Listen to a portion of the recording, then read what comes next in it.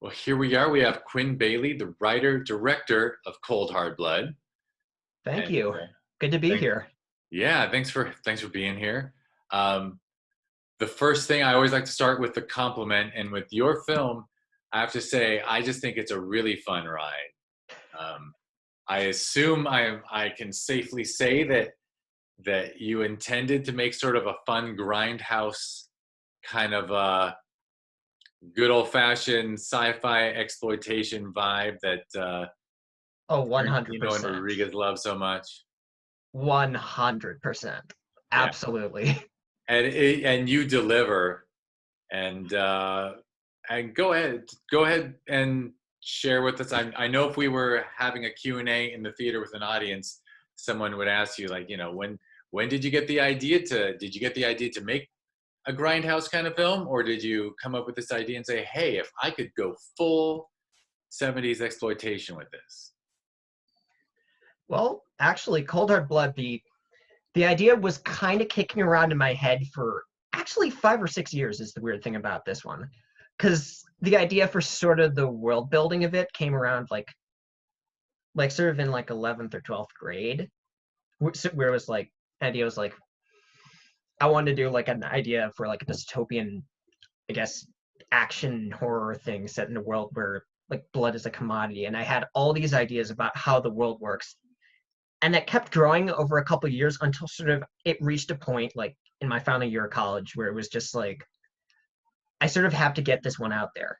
Because I kind of end up feeling like if I hold on to an idea for just way too long, it just stagnates. And I sort of start getting so attached to it that it kind of becomes flawed and I can't see the issues with it.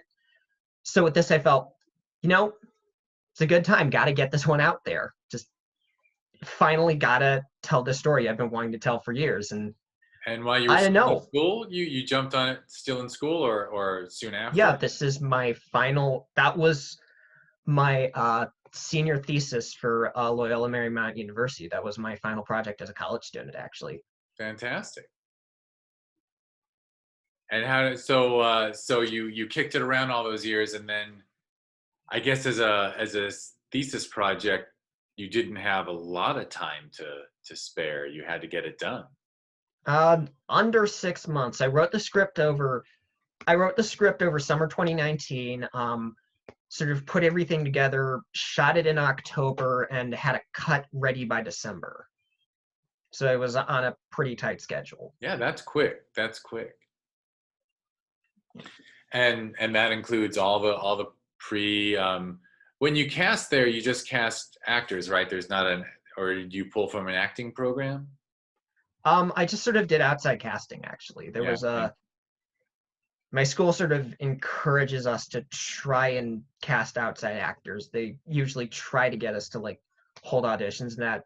So that was sort of the process I took to it, and I am really happy with the actors I got. For sure. I mean, I love your heroine, The and I funny like thing your villain. about You got a great priest villain. Oh yeah, well the funny thing about both of them is that both of them were sort of like unconventionally cast because Liam Fountain, who is Rufus, our villain, was a personal recommendation by my stunt coordinator Melissa Tracy, who sort of helped me look for actors that do their own stunts because that was sort of one of the things I definitely wanted to do. I wanted like actors who had that kind of physicality to them. And when Liam came into that audition and he auditioned for us, there was just this incredible presence to him. Like you felt him like there physically. It felt like the character, not the actor, was there with me. And Alicia, I have actually worked with Alicia before on like a previous project, and then she signed up for the auditions when I sort of held open auditions, and when she came and I recognized her and was like, I immediately wanted to go with somebody I knew I could get a good performance out of, which is definitely the reason I cast her because it's better if you have somebody who you know how to work with and who you know is absolutely going to give you a performance that's giving you their all. And I definitely think that's what Alicia did. And I assume she kind of had fun with it too. Oh yeah. Oh my god, that absolutely shows. Yeah. And what was I gonna say? Like along the lines of the world building, Well, actually, let me go to a question, and then I'll ask my world building question. But we have a question from a jury member, and she said, "What were your inspirations and references for the world?" So it's actually kind of like my world building question. And Oh, and then her second question was, "Did you face any special challenges shooting a fight sequence?" okay, let's tackle the world building first. I drew, I'd say very heavily in terms of like world building from a lot of like 70s and 80s horror and sci-fi especially. Like I mean Mad Max is like a very natural, obvious influence, but I wanted to do, I'd say like John Carpenter was a big influence. I wanted that sort of early John Carpenter, like Assault on Precinct 13, Escape from New York kind of feel to it, where it's just like one of the things I like about that era of sci-fi movies is that there's so much that's like off screen and left to the imagination. Like it creates these really big worlds by like showing you like very small aspects of them that feel like sort of people have lived in them. And like just by sort of seeing this like little slice of the world, we can build a bigger idea of what that world's like. And that's kind of the process I took going into this to try to create something sort of similar to those kinds of stories, I guess. For sure, and you make the most of props and lighting and locations for sure. I mean, honestly, just the blood bag prop really does. Yeah, that's your future right there, really. Yeah. But honestly, none of that's really me. Like that's Simone, our production designer. She did some amazing work. And one of the coolest things I think about her, what she brought to the table on this, is that Simone like helped me sort of, well, not really helped me. She was the one who did work. She created this aesthetic that's very like recycled, that she used a lot of like repurposed materials to create this sort of this world in which sort of everything's been like hastily crafted together out of everything else. Like nothing's made new anymore. And I think that was an incredible touch that she added, and it made it feel really distinct to me. And you didn't script that people have blood bags strapped to them. It was in the script, but Oh, Simone okay. was the one who sort of built the blood bags, figured out how we were Yeah. going to rig them to people. But I'm giving you credit for that because that was in your script. That was part of your vision for this world where blood has become a commodity.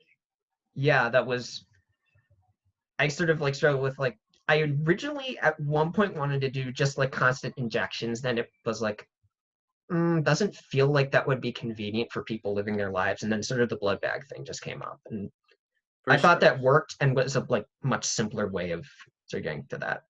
Actually, I But think kind of on the practical side too. I mean, people aren't going to walk yeah, around with a little thing with wheels. yeah, it would have been a very different movie if we'd done that. Yeah, a Um, great fight sequence though.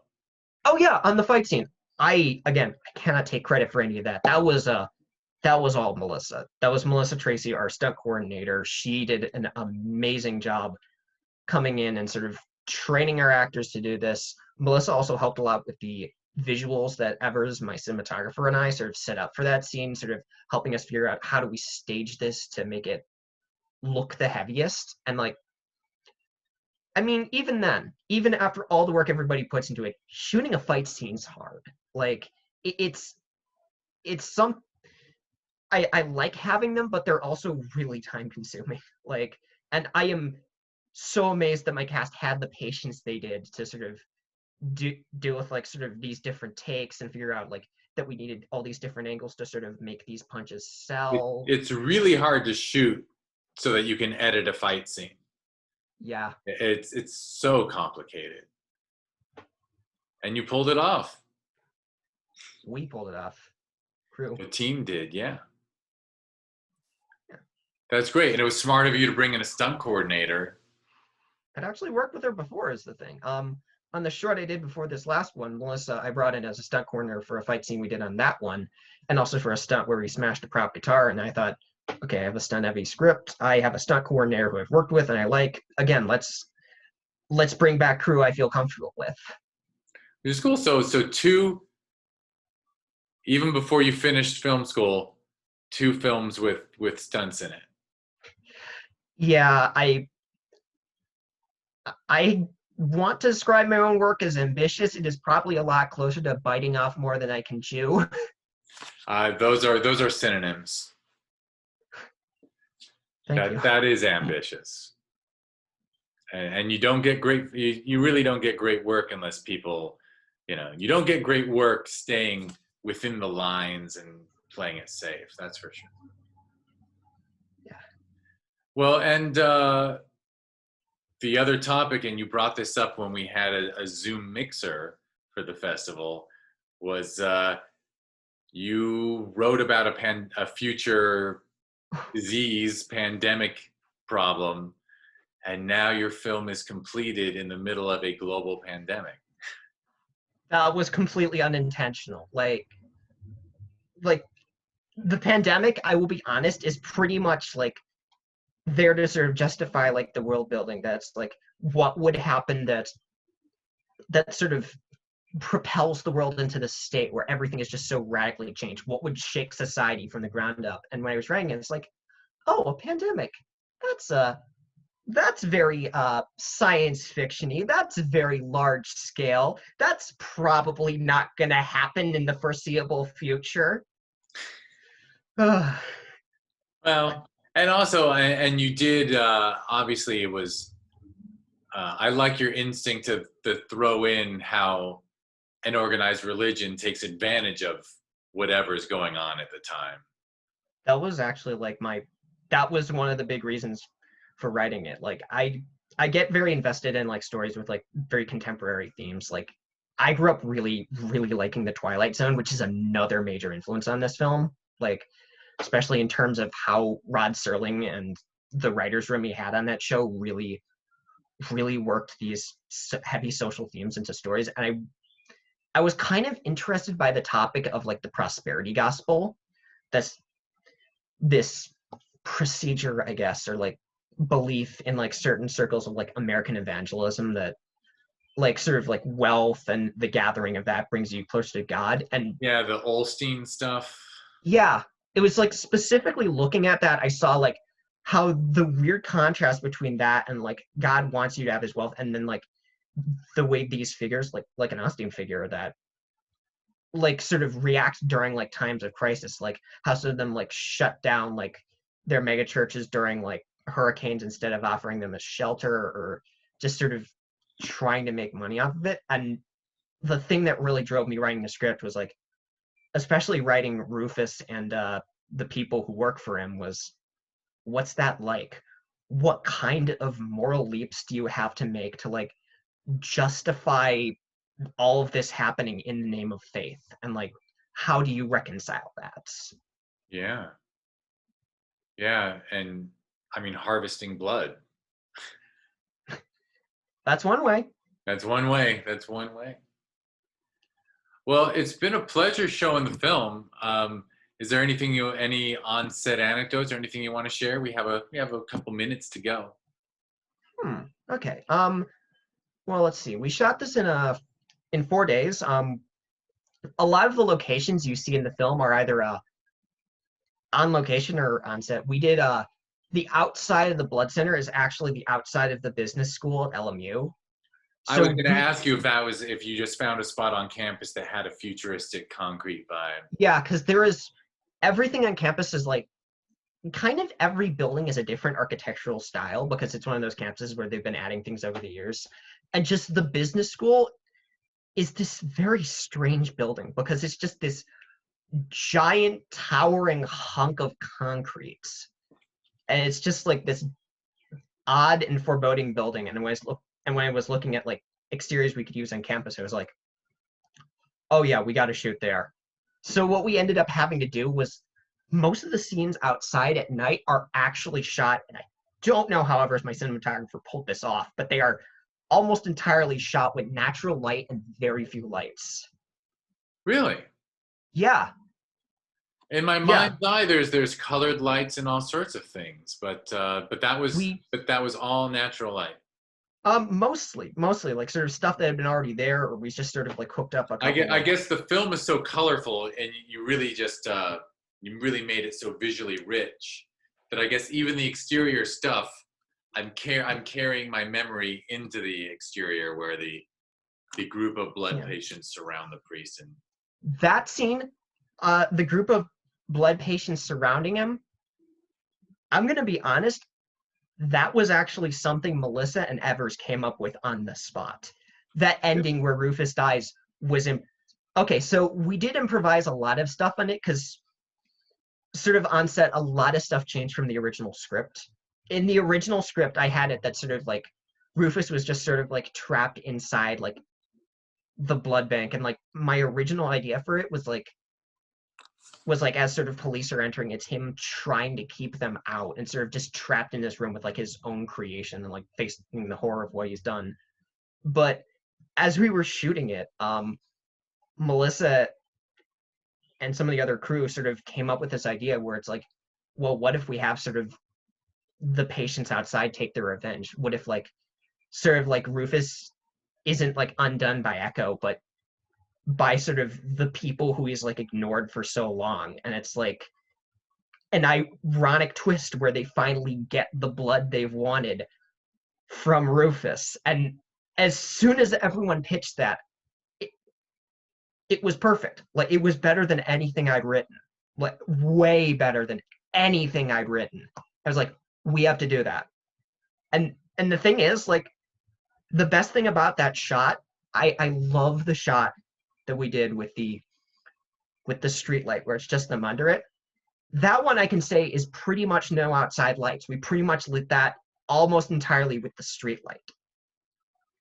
well, I have to say, you remind me of I know John Cleese when he was. I remember an interview where he was talking about a fish called Wanda, and that they had hit a point and there was something wrong. No one had the right line, and actually, like a grip, like threw something out, and he said, "That's a good line. Let's use it." So any director, writer director who when they hear a good idea goes with it instead of being defensive, I think that's a very good sign for you as a filmmaker, that you can approach it with an open mind. See, that's the part I love about filmmaking, that like I think so often, like I've seen this like happen before where like filmmakers can sort of get very invested in like, oh, there's like one vision, this is my vision, I have to make this. And I think what's really fun is when you let go of that and start to open up, you realize that like literally everybody who is working on your film has amazing ideas that are going to make your story better. Like it really helps to sort of embrace the collaborative creative process and like know how to let things go, I guess. Like let things go in the moment because somebody will come up with a much better idea than anything you ever had. Well, it worked for you, and it got you the ending you wanted. Yeah. Yeah, I'm very happy with that. That's one of my favorite moments in the film. I think it's between my favorite moments in the film are between that ending, like, and the scene on the gurney where it's sort of Echo trying to feign unconsciousness as she's listening to Rufus and Right, you Dr. Craven. shot her, yeah, when you're under there with her.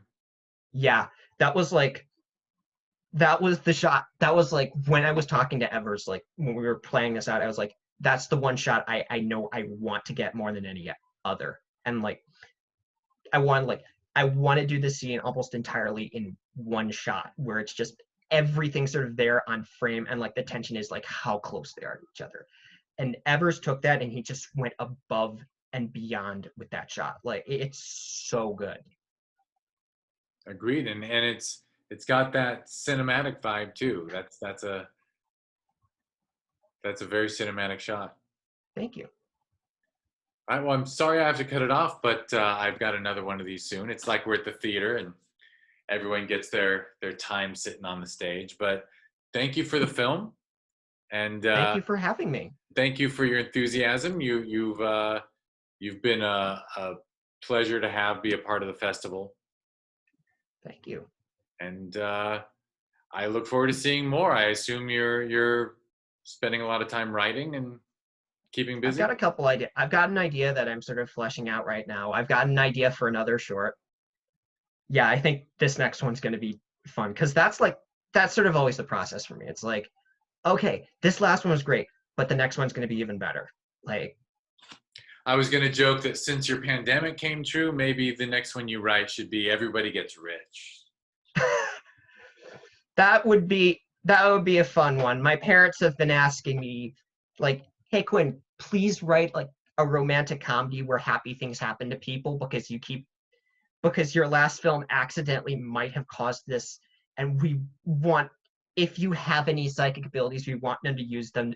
We want you to use them to make things better. Well, you can write a horror movie about a kid with psychic abilities who destroys everyone around him.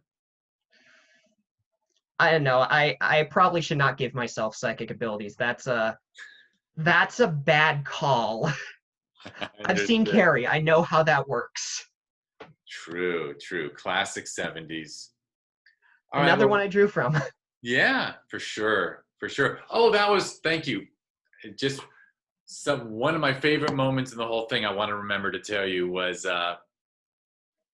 when Rufus throws the blood at her and you just went ahead and said, I can't do this, and you did the little animated frame. Okay, so I love that. Yeah, what happened was like our sort of we originally had like a prop for that. Like we originally had like a prop, like our makeup team worked so hard on it. Melissa Atencia and Spencer Boye, our makeup team, just put so much work into it, and then it didn't go right when we tried to do it, and I feel kind of cruddy about that. Like, well, you got for me, it's the Jaws shark effect, which is what it didn't work on set, and you came up with something that to me just feels fresh and fun. So I wanted to use animation in that moment, and that was the solution I sort of came onto in editing, because there's this is like the weirdest, most out of left field thing to draw from, because there's this one moment in Jane Campion's The Piano where it's our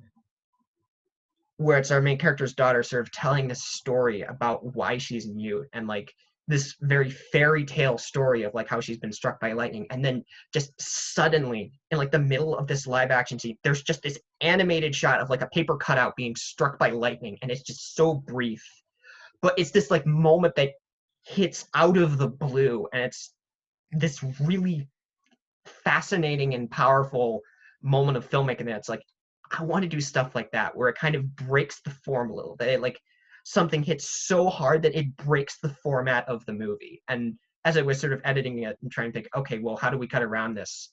That sort of came up. I like the choice. I think it's great. All right, well, it was a pleasure. I'm sorry I got to run, but yeah, sorry for taking up so much time. Yeah, but thanks so much, and I look forward to seeing more from you. Thank you so much too. It's been an honor presenting here, and just thank you so much for giving us this opportunity. All right, it's our pleasure. All right. All right. Take care. Thanks, Quinn. Bye.